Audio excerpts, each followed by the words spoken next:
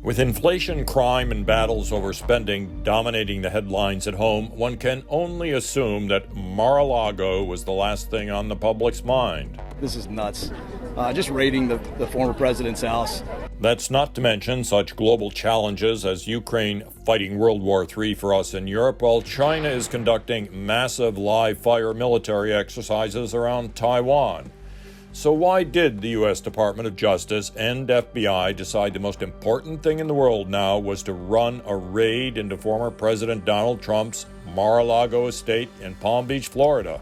It's hard to believe that a judge signed off on this if the FBI said, yeah, we could go in there with a subpoena with no problem.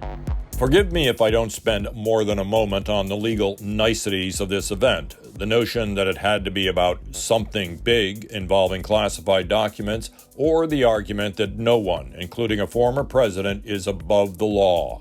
Nobody is above the law. That is beside the point.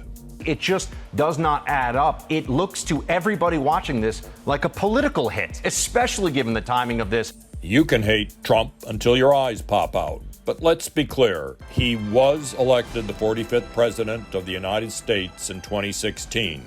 He served 4 years in office, and he should never have had his home invaded by a squad of FBI agents. What the FBI just did was totally unacceptable.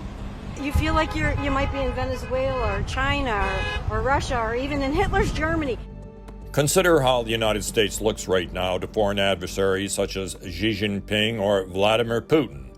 In recent weeks, members of Joe Biden's own party have abandoned him for an election 2 years off. I love you! Then, days later, the previous president comes under explicit attack from the FBI. Incredibly, we are doing this to ourselves, or rather, they are doing it to us. They being who much of the political right says they are, the swamp, the deep state, the regime. What is it that they call the Russian collusion? It's a witch hunt.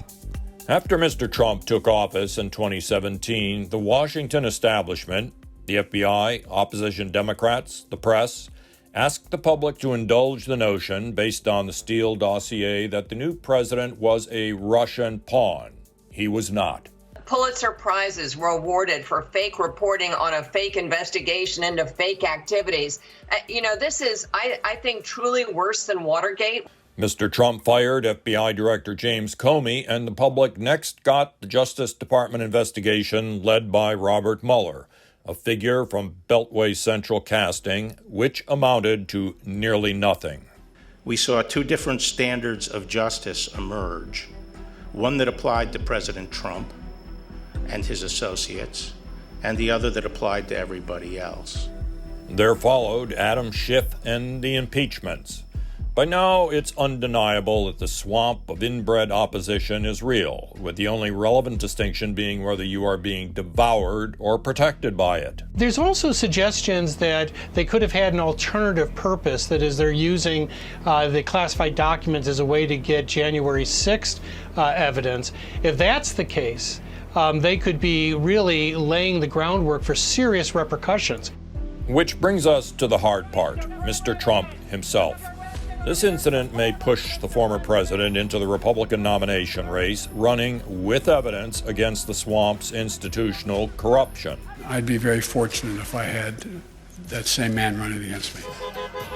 A second Trump term isn't the last thing this country needs, but it's about second last. The DOJ FBI raid on Mar-a-Lago proves that Trump derangement syndrome will not go away.